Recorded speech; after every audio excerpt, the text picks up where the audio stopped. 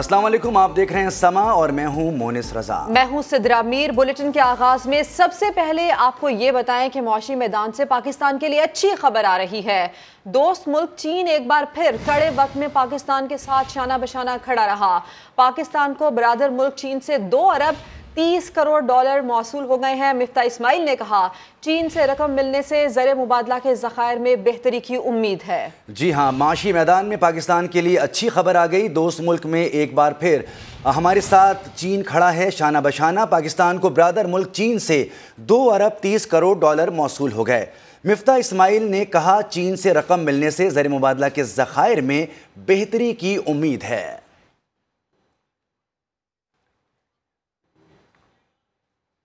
और हुकूमत ने मुआशी इस्तेहकाम के लिए बड़ी सनतों पर 10% सुपर टैक्स लगाने का ऐलान कर दिया।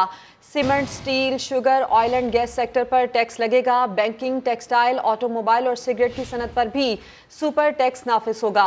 सालाना 15 करोड़ से ज़्यादा कमाने वालों पर 1%, 20 करोड़ से ज़्यादा कमाने वालों पर 2%, 25 करोड़ से ज़्यादा आमदनी पर 3% और 30 करोड़ से ज़्यादा आमदनी पर 4% टैक्स लगेगा। वज़ीर आज़म शहबाज शरीफ कहते हैं, नई शर्त ना आई तो IMF से मुआहिदा हो जाएगा। इजलास से खिताब में वज़ीर आज़म ने पॉलिसियों के तसलसल के लिए मिसाक़ मईशत के ज़रिए ग्रैंड नेशनल डायलॉग की तजवीज़ भी दी है। पाकिस्तान दिवालियापन से निकल आएगा अल्लाह ताला के फज़ल व करम से। IMF के साथ गुफ्तगू हुई और जो शराइत मानी जा चुकी हैं, मज़ीद कोई IMF की तरफ से शर्त ना आई तो उम्मीद है कि हमारा उनसे मुआहिदा हो जाएगा। बड़ी सनतों पर 10% सुपर टैक्स को कम करने का टैक्स लगा रहे हैं। सीमेंट, स्टील, चीनी की industry, oil and gas, textile, banking industry, जो अफराद सालाना 20 करोड़ रुपए से जायद उनकी आमदन है, 2% 25 करोड़ रुपए से जायद कमा रहे हैं, उनके ऊपर 3% टैक्स लगाया जा रहा है। वो सफेद पोश लोग, जिंदगी उनके ऊपर तंग है, किसी के आगे वो अपील नहीं करते। रियासत का काम है कि टैक्स लेकर उनकी झोली में डालें। पिछली हुकूमत के दौर में बदतरीन करप्शन हुई, ताखीरी जो हरबे थे, इन तमाम हवालों से वो मईशत दिवालिया होने जा रही थी। लड़ाई को खत्म करके बाहर की जिंदगी को खत्म करने के खिलाफ जंग करते, कांटों को हमने खत्म करना है। वो किस तरह होगा? Grand national dialogue through charter of economy. Pakistan के हालात बहुत जल्द बदल जाएंगे। और ऐसे में मुआशी माहिरीन ने बड़ी सनतों पर सुपर टैक्स लगाने का हुकूमती फैसला वक्त की ज़रूरत करार दे दिया। माहिरीन कहते हैं, रेवेन्यू बढ़ेगा तो बैरूनी कर्जे उतारने में मदद मिलेगी और ये सुपर टैक्स सिर्फ 1 साल के लिए है।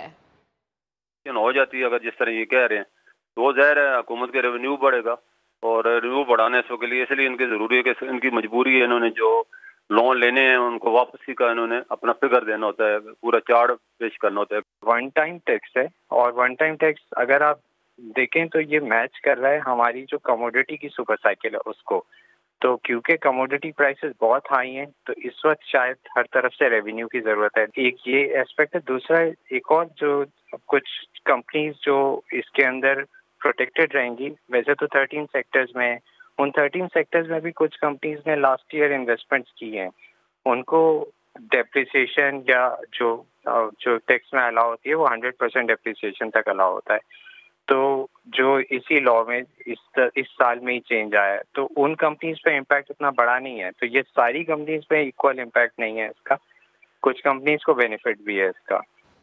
मुआशी माहिरीन ने टैक्स लगाना वक्त की ज़रूरत करार दिया, लेकिन PTI कौमी मसले पर भी सियासत से बाज न आई। PTI रहनुमा साबिक वज़ीर ख़जाना असद उमर ने टैक्स नाफिज करने का हुकूमती इक़दाम मुस्तरद कर दिया। कहते हैं, पहली बार ऐसा हुआ कि पार्लियामेंट के बजाय कमरे में बैठकर बजट का ऐलान किया गया। 14 दिन के अंदर सेनेट में बहस ना हुई तो बजट गैर आईनी होगा। एक बजट उन्होंने पेश किया जिस बजट के ऊपर उन्होंने पहले से ये लिख के दे दिया था, कॉपियां जो कौमी असेंबली के अंदर बांटी गई, कि ये ज़िमनी बजट है। और 14 दिन गुजरने के बाद मजीद सैकड़ों अरबों रुपए के नए टैक्स लगा दिए। हमारा मुतालबा ये है कि बजट तो आज मुकम्मल हुआ है और आज के दिन से 14 दिन और मजीद देने चाहिए सेनेट को, ताकि सेनेट इसके ऊपर बहस भी करे और सेनेट उसके बाद जो है अपना नुक्ता नजर भी पेश करे और अपनी सिफारिशात भी पेश करे। अगर ये नहीं करेंगे तो ये गैर आईनी बजट होगा और ये बजट जो है फिर ये कोर्ट्स के अंदर चैलेंज भी हो सकता है। ये दिवालिया नहीं होने जा रहा था, ये बेहतरी की तरफ जा रहा था मुल्क। आधे ज़खायर हमारे उड़ गए सिर्फ 3-3.5 महीने के अंदर। वो मईशत का हिस्सा जो पैदावारी सलाहियत रखता है, आज का बजट उसके ऊपर एक बहुत बड़ा हमला है। और आईटी सेक्टर पर विद होल्डिंग टैक्स खत्म, कम से कम 25 लाख दुकानों को फिक्स टैक्स नेट में लाया जा रहा है। वजीर खजाना ने कौमी असेंबली में बजट तकरीर में बताया कि वजीर आजम के बेटों की कंपनीज और खुद वो अपनी कंपनीज पर टैक्स की शरह बढ़ा रहे हैं। बोले इमरान खान की हुकूमत ने 4 साल में इतना कर्जा लिया जितना 71 सालों में नहीं लिया गया। ये मुल्क को दिवालिया होने के दहाने पर ले आए थे, हमने डिफॉल्ट होने से बचाया। जो रमा माली साल है ये पाकिस्तान की तारीख में पूरा साल समझा जाएगा। जो टारगेट्स थे उससे बहुत ज़्यादा हटे और बहुत ज़्यादा बजट डेफिसिट किया।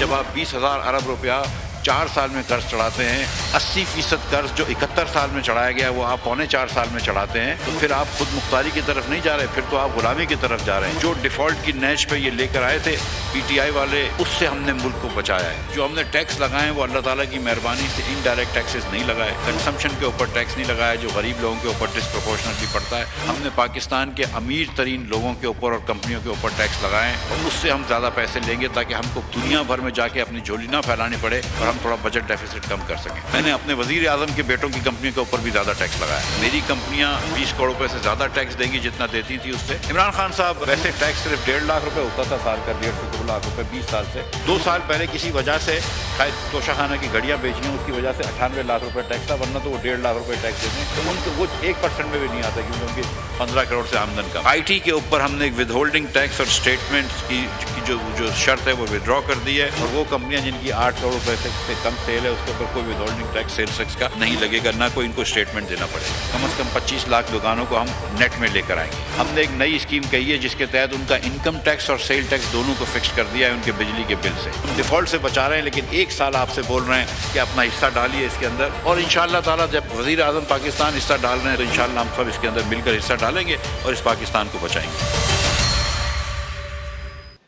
हफ्तों की नहीं दिनों की बात है, हालात बेहतरी की जानिब बढ़ेंगे। वफाकी वजीर ख्वाजा आसिफ का कौमी असम्बली में धुआंधार खिताब।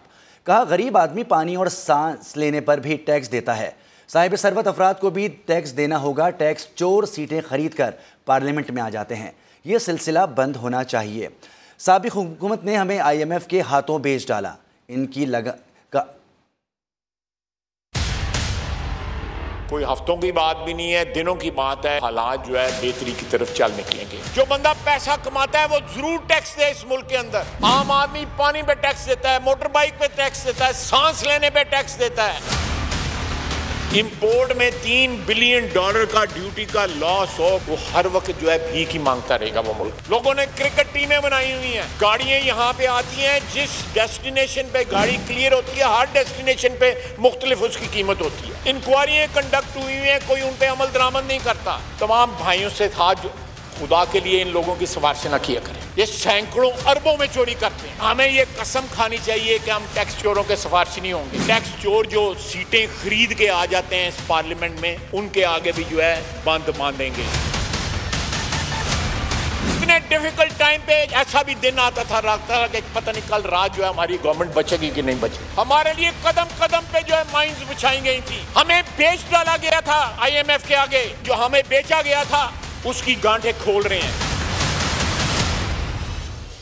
कौमी असेंबली के इजलास के दौरान वफाकी वजीर खुर्शीद शाह ने सिगरेट की कीमत दुगना करने और सिगरेट पर टैक्स बढ़ाने की तजवीज़ दे दी।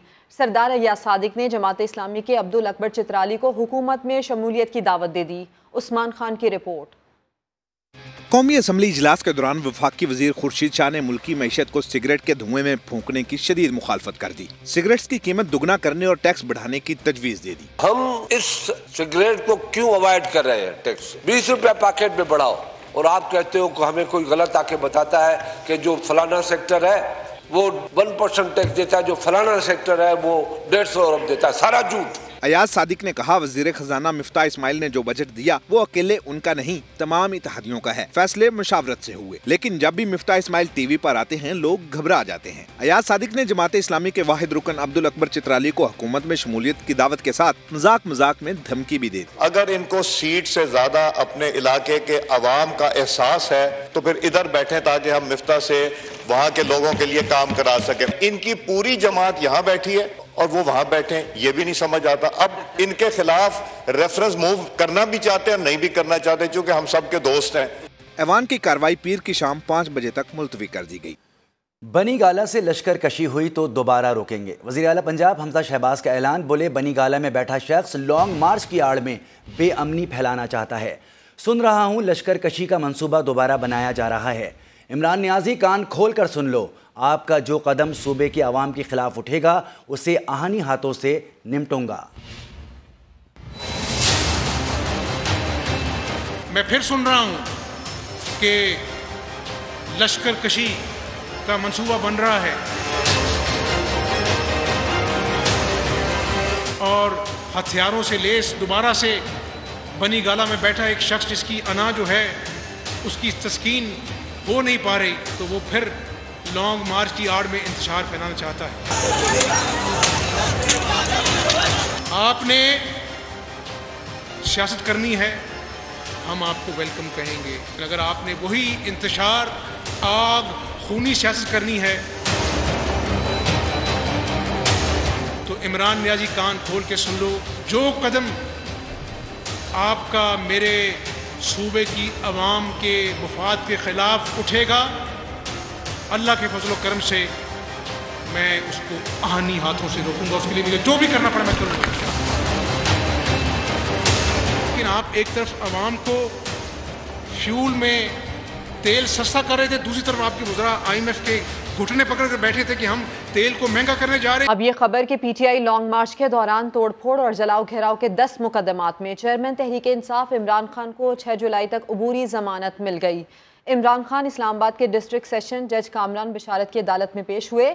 अदालत ने थाना secretariat, Aabpara, I9, Kohsar, Karachi company, Golra और थाना तलनूर में दर्ज मुकदमात में 5-5 हज़ार रुपये के मचलकों के एवज चेयरमैन PTI की अबूरी जमानत मंजूर कर ली। ईमानदारी का लिबादा उड़ने वाले इमरान खान ने मुल्की खजाने को दोनों हाथों से लूटा। वज़ीर दाखिला पंजाब अता तारड़ साबिक वज़ीर आज़म पर बरस पड़े। कहते हैं जिसका अपना दामन साफ नहीं वो इदारों पर कीचड़ उछाल रहा है। ईमानदारी का लिबादा उड़ने वाला ये शख्स, इसने मुल्की खजाने को दोनों हाथों से लूटा है। ईमानदारी का लिबादा उड़ने वाला हर इदारे पर हमले कर रहा है। कभी फौज पे हमला, कभी अदलिया पे हमला। आपका दामन दागदार है इमरान नियाजी साहब। आप इदारों के सरबराहान पे कीचड़ उछालते हैं। आपने जो कपड़े भी आज पहने हुए उसकी रसीद भी आप नहीं दे सकते क्योंकि वो भी मांगे तांगे के हैं। मनी लॉन्ड्रिंग आपने की है। बातें करते हैं न्यूट्रल, बातें करते हैं जज साहबान को, तो पहले तनख्वाह लेना बंद करें। ये फवाद चौधरी जो है ये भी तनख्वाह ले रहा है नेशनल असेंबली से। टीवी पे आकर यूं इतना बड़ा मुंह लेके बोल रहा होता है जैसे इससे बड़ा सादिक अमीन दुनिया में पैदा नहीं हुआ। औकात ये है कि छोटे मोटे टीए और मेडिकल के बिल लेने के लिए स्पीकर नेशनल असेंबली की मिलते हो रही होती हैं। बात ना करें इस तरह। इस्तीफा दिया तो भाईजान इतनी तो शर्म रखें। इतवार वाले दिन किसी ने लाहौर का अमन खराब करने की कोशिश की और तशद्दुद कार्रवाइयां करने की कोशिश की तो उसकी इजाजत हरगिज़ नहीं दी जाएगी। और सिंध में बल्दियाती इंतखाबात मुकर्रर वक्त पर ही होंगे। हाईकोर्ट ने लोकल इलेक्शन रोकने की तमाम दरखास्तें मुस्तरद कर दी। MQM पाकिस्तान और तहरीक इंसाफ ने फैसले के खिलाफ सुप्रीम कोर्ट जाने का ऐलान कर दिया। खुर्शीद आलम की रिपोर्ट देखिए। बल्दियाती इलेक्शन रोकने के लिए सिंध हाई कोर्ट में MQM पाकिस्तान और तहरीक इंसाफ समेत दीगर जमातों की दरखास्तों की समाअत हुई। 2 रुकनी बेंच के सरबराह जस्टिस जुनैद गफ्फार ने सवाल किया कि 120 रोज में बल्दियाती इंतखाबात क्यों नहीं कराए गए।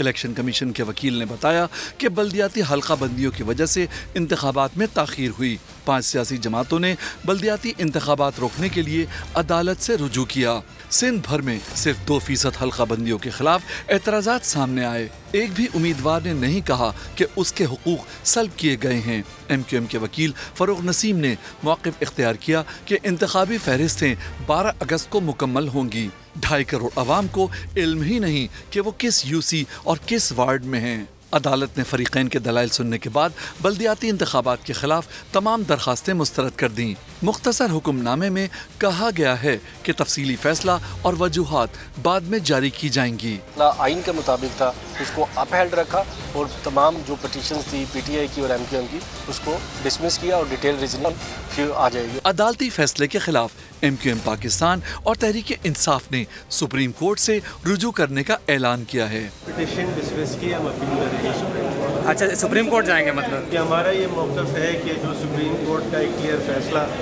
2014 का है उसके हिसाब से सारी डिलिमिटेशन एक्सरसाइज अनप्रवाइड है।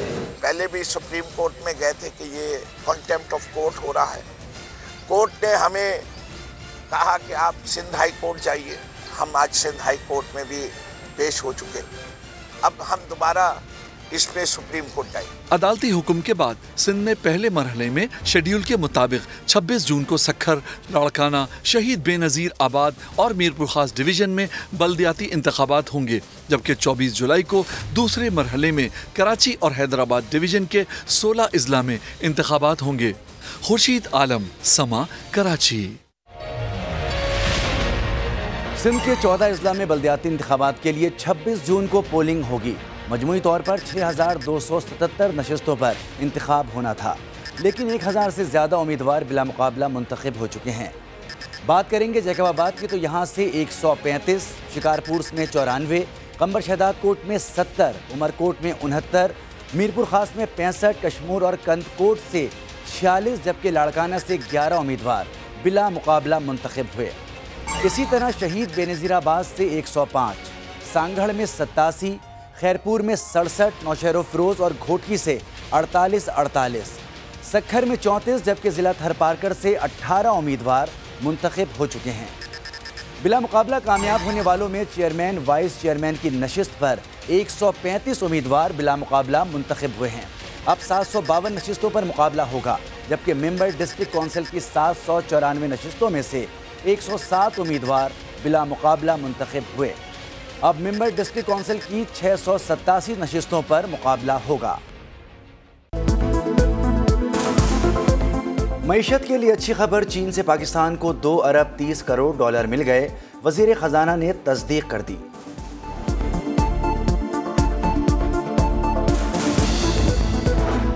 पंजाब के ज़िमनी इंतखाबात में ज़ाब्ता अखलाक की खिलाफ वर्जी, इलेक्शन कमीशन ने 4 उम्मीदवारों को नोटिस जारी कर दिए। तरक्याती काम करवाने और लड़ाई झगड़े के इल्जामात पर कार्रवाई की गई। और अब आपको ये खबर दें कि कराची में तवानाई बचत मुहिम नोटिफिकेशन में तरमीम कर दी गई है। हफ्ते के रोज कारोबारी औकातकार की पाबंदी नहीं होगी। मजीद जानते हैं संजय साधवानी से। जी संजय साधवानी, अपडेट कीजिएगा। जी बिल्कुल, सिंध हुकूमत ने तरमीमी नोटिफिकेशन जारी किया है। तवानाई बचत मुहिम के सिलसिले में हफ्ते के रोज कारोबारी पाबंदियों का इतलाक नहीं होगा। हफ्ते के रोज औकातकार की भी कोई पाबंदी नहीं होगी। हफ्ते के रोज की सरगर्मियां पर किसी किस्म की पाबंदियों का इतलाक नहीं होगा। होटल, रेस्टोरेंट, काफ़ी शॉप के लिए भी औकातकार बढ़ाए गए हैं। अब इन्हें 11 से बढ़ाकर 11:30 कर दिए गए हैं। होटल, रेस्टोरेंट रात 11:30 बजे तक खुले रखे जा सकते हैं। तो इंतहाई अहम ये तरमीम की गई है। हफ्ते के दिन जो कारोबारी हजरात हैं उन्हें कारोबार करने की इजाज़त दी गई है। बहुत शुक्रिया संजय साधवानी। क्या कराची वालों ने पेट्रोल के इस्तेमाल में कमी कर दी? कराची की शाहराहों पर ट्रैफिक जैम में वाज़े कमी आ गई है। शाहराह फैसल पर शाम को पीक आवर्स में ट्रैफिक जाम रहने का सिलसिला खत्म हो गया। वजह जानते हैं साद साबरी से। साद बताइए। पेट्रोल की हालिया कीमतों के बाद जो कराची की अहम शाहराहें हैं वहाँ पर ट्रैफिक का जो दबाव है उसमें खासा कमी देखने में आई है। गाड़ियों की तादाद में भी एक वाज़े फ़र्क नज़र आ रहा है। मैं इस वक्त शाहराह फैसल के अवामी मरकज़ के मकाम पर मौजूद हूँ। ये वो टाइम है जब शाहराह फैसल पर आज से 2 हफ्ता कबल इस वक्त ट्रैफिक का शदीद दबाव होता था। बड़ी तादाद में गाड़ियाँ जो हैं वो गुजर रही होती थी, बम्पर टू बम्पर गाड़ियाँ चल रही होती थी। क्योंकि ये वो टाइम है जब टावर से शाहराह फैसल क्रॉस करके मलीर जाने वाले जो शहरी हैं वो अपने दफातर से बड़ी तादाद में अपनी गाड़ियों पर, मोटरसाइकिलों पर शाहराह फैसल से गुजर रहे होते थे। पर इस वक्त जो सूरत हाल है वो आपके सामने है। लोगों से भी बात हुई यहाँ पर जिनका शाहराह फैसल पर रोज़मर्रा आना जाना था, तो उनका भी यही कहना है कि अब जो है वो ट्रैफिक का वो दबाव नहीं होता पीक आवर्स में भी, खास तौर पे जो शाहराह फैसल का पीक आवर है 5 से लेकर रात 8 बजे तक, इस पीक आवर में भी नुमाया कमी देखने में आई है। जी बहुत शुक्रिया साद साबरी। आगे बढ़ेंगे, आपको बताएं कि आज़ाद कश्मीर की वादी नीलम में बर्फबारी के बाद मुख्तलिफ मकामात पर कई फीट बर्फ पड़ चुकी है। 13,400 फीट बुलंद नूरी टॉप पर बर्फबारी में महसूर चरवाहों को बचा लिया गया। सैकड़ों मवेशी हलाक हो गए।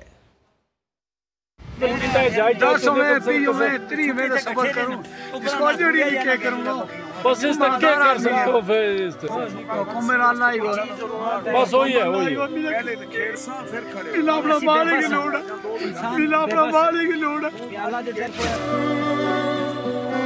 एक दो मवेशी होते तो सब्र आ जाता, पूरा रेवड़ बर्फानी तूफान में दफन हो गया। आज़ाद कश्मीर नीलम में बिन मौसम की बर्फबारी ने लोगों से उनका जरिया मुआश भी छीन लिया।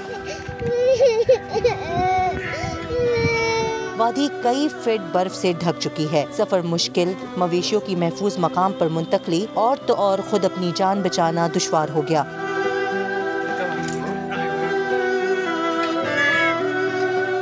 स्टेट डिजास्टर मैनेजमेंट अथॉरिटी के मुताबिक बर्फबारी से मुख्तलिफ मकामात पर 700 से जायद भेड़ बकरियां हलाक हो चुकी हैं। बहुत से दुश्वार गुजार इलाकों में इमदाद पहुंचाना भी मुमकिन नहीं। इनकी जो बड़ी बकरी थी वो कल तो उनको रेस्क्यू किया था, तो आज जो ये बच्चे हैं देख सकते हैं आप कि ये 3-4 दिन के बच्चे हैं, बल्कि ये बच्चा जो है मैंने कल मिला इनको किसी पत्थर के नीचे से। शदीद बर्फबारी से बकरवाल खानदानों की आर्जी रिहाइशगाहें भी जमीन बोस हो चुकी है। बर्फबारी और बर्फानी तोदे गिरने से वादी नीलम के बुलंद सयाहती मकामात की सड़कें भी बंद हैं।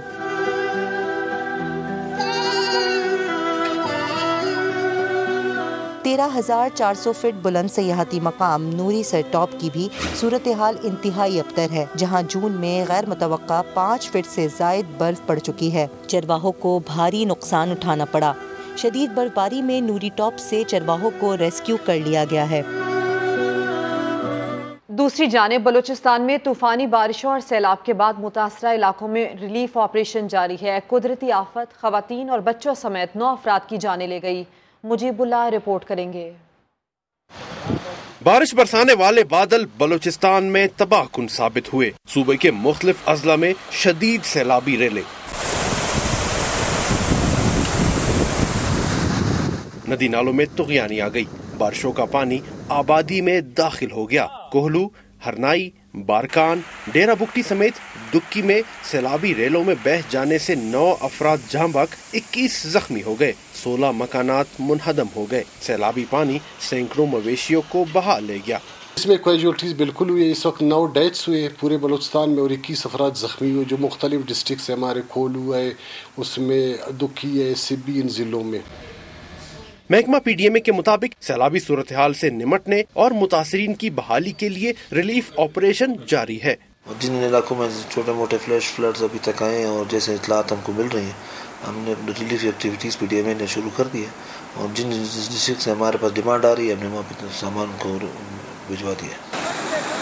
रिपोर्ट के मुताबिक दरियाए नाड़ी में ऊंचे दर्जे का सैलाब रिकॉर्ड किया गया। कई मकामात पर राब्ता सड़कें बह गईं। सैकड़ों एकड़ पर मुहित कड़ी फसलों को नुकसान पहुंचा। मुजीबुल्लाह, समा, कोयटा। आगे बढ़ती हैं। इलेक्शन कमीशन ने लाहौर के हल्का पीपी 167 में ज़िमनी इंतखाब की मुहिम के दौरान झगड़े की तहकीकात के लिए कमेटी तश्कील देने का हुक्म देते हुए 10 रोज में रिपोर्ट तलब कर ली है। साथ ही नतीजा कमीशन के फैसले से मशरूत कर दिया।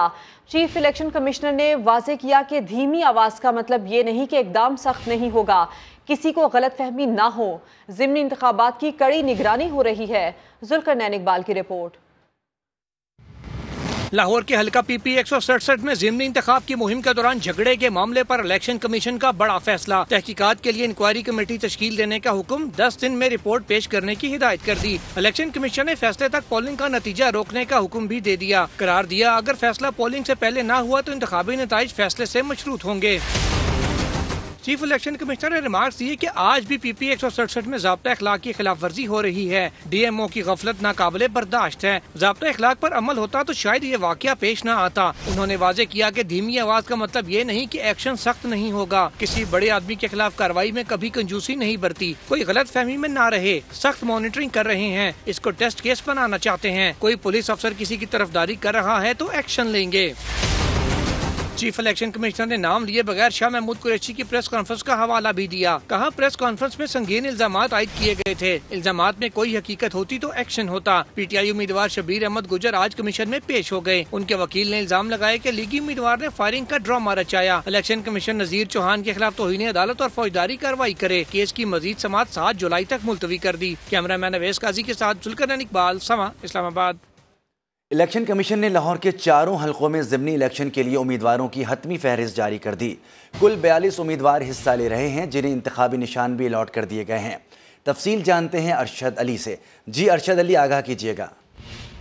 जी बिल्कुल, जो है वो लाहौर के 4 ज़िमनी इंतखाबात के हलकों के अंदर जो मजमूई तौर पर जो है वो 42 उम्मीदवार जो है वो मैदान में हैं, जबकि लाहौर के हलका PP 158 की बात करें तो वहां से 14 उम्मीदवार जो है वो मैदान में है, जिसमें नून लीग के जानब से राना एहसन और PTI की जानब से मियां उस्मान अकरम समेत दीगर के दरमियान मुकाबला है। जबकि PP 167 से कुल 11 उम्मीदवार मद्दे मुकाबला है, जिसमें नजीर अहमद चौहान, PTI के शबीर अहमद समेत दीगर जो है मुकाबले में है। जबकि इन तमाम उम्मीदवारों को इंतखाबी निशानात भी अलॉट कर दिए गए हैं और इस हवाले से अब बाकायदा तौर पर उम्मीदवार अब कैंपेन शुरू करेंगे और 17 जुलाई को मुतल्लिका हलकों के अंदर वोटिंग होगी। जी बहुत शुक्रिया, हमारे नुमाइंदे हमें तफसीलात से आगाह कर रहे थे अरशद अली। और PTI के रहनुमा शाह महमूद कुरैशी कहते हैं अगर इलेक्शन कमीशन ज़िमनी इंतखाब शफाफ तरीके से करवाने में नाकाम हुई तो कोई आम इंतखाबात के नताइज तस्लीम नहीं करेगा। इलेक्शन कमीशन ये इंतखाब शफाफ कराने में नाकाम होती है तो हम कह रहे हैं, तहरीक इंसाफ कह रही है, जनरल इलेक्शन के नताइज कौम कबूल नहीं करेगी। इससे पूरा निज़ाम, सियासी निज़ाम दरम बरम हो जाएगा, सियासी अदम इस्तेकाम होगा, एजुटेशन की सियासत जन्म लेगी और जनरल इलेक्शन के नताइज कबूल नहीं होंगे।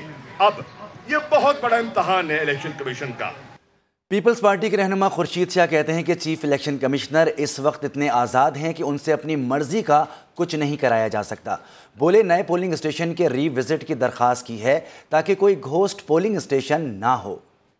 कोई ख़ास बात नहीं है, इनसे हमारा ताल्लुक भी है पुराना और जो इशूज़ है वो डिस्कस करने थे। इस वक्त ये इलेक्शन कमीशन इतनी इंडिपेंडेंट है कि इनसे कोई बात करवाई नहीं जा सकती अपनी तरफ। हमने उस इंडिपेंडेंसी का फ़ायदा लिया है तो जो नई पोलिंग स्टेशन बनाई गई है, जो पुरानी को काट के उसको रिविजिट करें, देखें कि आया सही है या गलत है। दूसरा उसको देखें कि एक रूम में 3000 वोटर कैसे जाए। खैबर पख्तूनख्वा में ईद कुर्बा करीब आते ही कॉन्गो वायरस के केसेस सामने आने लगे।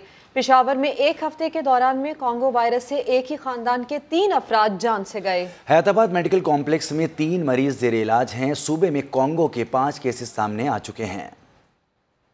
और ये कॉन्गो वायरस कैसे फैलता है और इससे कैसे बचा जा सकता है, इस्लामाबाद से अरहम खान ने रिपोर्ट तैयार की है, आपको दिखाते हैं। ईद की खुशियों को कॉन्गो के खौफ से बचाना है तो एहतियात का दामन मजबूती से थामना होगा। टीबी माहिरीन के मुताबिक कॉन्गो बुखार एक खास किस्म के वायरस से पैदा होने वाली बीमारी है। इसके जरासीम मुतअद्दिद जानवरों जैसे बकरी, भेड़ और खरगोश वगैरह के बालों में छुपी हुई चीचड़ियों में पाए जाते हैं। मुतासरा जानवर के जिस्म में मौजूद चीचड़ियों के काटने से इंसान भी मुतासिर हो सकते हैं। में फीवर, हेडेक, अर्थलेजिया और जॉइंट पेन और पिटिकियाई ऑल ओवर द बॉडी, खासतौर पे पैलेट्स के ऊपर ये बन जाते हैं। तिबी माहिर डॉक्टर तारिक का कहना है कि जानवर को ज़िबा करने और गोश्त बनाते वक्त एहतियात की ज्यादा जरूरत है। हमें हल्के कपड़े इस्तेमाल करने चाहिए क्योंकि हल्के कपड़ों पे चीचड़े आसानी से नजर आएंगे। जानवर की आलाइश है उसको टाइम पे तलफ करना चाहिए। गोश्त के बनाते वक्त हमें दास्तानों का इस्तेमाल करना चाहिए। पाकिस्तान में 2021 में बलूचिस्तान से 14 केसेस और 5 अमवात, जबकि 2022 में पंजाब और सिंध से 2-2 केसेस रिपोर्ट हो चुके हैं। बकरा ईद पर कुर्बानी सुन्नत इब्राहिमी है, तो इस दौरान कॉन्गो बुखार से बचाव के लिए हुकाम की जानिब से जारी की गई हिदायत पर अमल कौमी फरीजा। तिबी माहिरीन का कहना है कि एहतियात ही वबा की रोकथाम के लिए मौसर हथियार है। कैमरामैन सैयद वाजिद अली के साथ अरहम खान, समा, इस्लामाबाद। और मवेशी मंडियों में खूबसूरत जानवरों की धूम मची है। शाहपुर कांजरा की मंडी में नखरीला बैल ग्राहकों की तवज्जो का मरकज बन गया। मालिक ने 30 लाख रुपए दाम मुकर्रर कर दिए। लाहौर से आयशा अता की रिपोर्ट देखते हैं।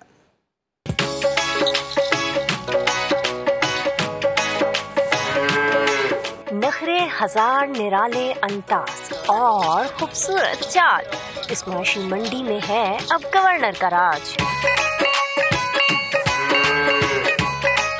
ब्राउन रंगत, नशीले नैन और नजाकत बेशुमार, और तो और मालिक से भी बेपनाह प्यार दिखाता है। यही वजह है कि मालिक भी इसके दाम 30 लाख बताता है। गवर्नर है, जानवर बहुत खूबसूरत है। मंडी शाहपुर कांजरा लाहौर में खड़ा, 30 लाख मांगा, आपने दे दिया। साहिवाल बरहमन नस्ल के 6 फुट ऊंचे गवर्नर ने मवेशी मंडी में धूम मचाई, तो खरीदारों की बड़ी तादाद इसके साथ सेल्फी बनाने चली आई। गवर्नर नाम इन लोगों ने रखा हुआ है, तो उस जानवर के लिए मैं स्पेशली यहाँ पे आया था। मालिक कहता है मेरे गवर्नर जैसा कोई और इस मंडी में मौजूद नहीं। मंडियों का सबसे बड़ा जानवर ये हमारा गवर्नर है। ठीक है, हमारा चैलेंज अगर किसी के पास कोई है तो वो हमें लाकर दिखाए। मालिक ने इसके सर पर ताज सजाया और हार पहनाया। ऐसे में गवर्नर भी अपनी खूबसूरती पर खूब इतराया। सिर्फ मवेशी मंडी ही नहीं, ये सजा धजा गवर्नर खरीदारों के दिलों पर भी खूब राज कर रहा है। कैमरामैन जवाद हिया के साथ आयशा अता, समा, लाहौर। और गिलगित के छोटे से गांव से ताल्लुक रखने वाली नेटबॉल प्लेयर निशा सुल्तान इंटरनेशनल इवेंट में पाकिस्तान की नुमाइंदगी करने के लिए तैयार हैं। हुजैफा खान की रिपोर्ट।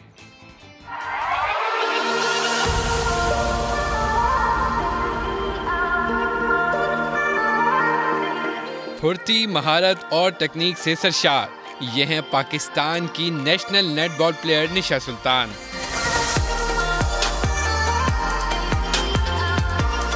निशा न सिर्फ बॉल पर तेजी से झपटती हैं, बल्कि साथ साथ हरीफ को चकमा देने की भी भरपूर सलाहियत रखती हैं।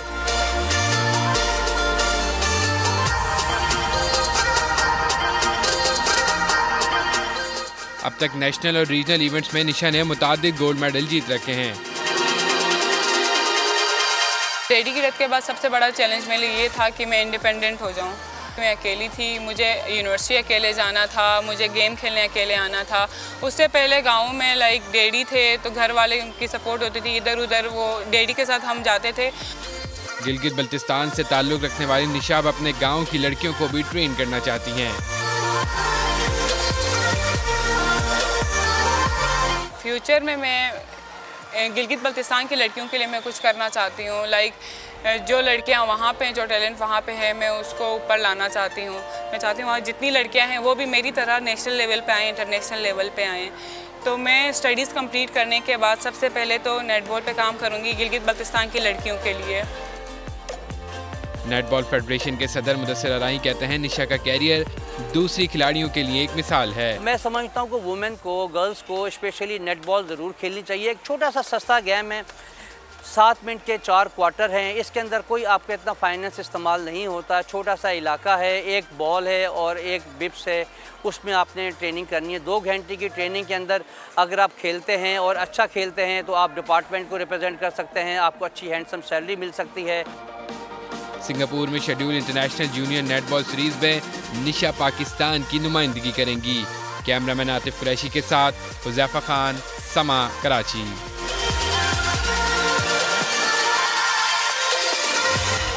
अभी एक ब्रेक, जिसके बाद होंगी हेडलाइंस। देखते रहिए समा।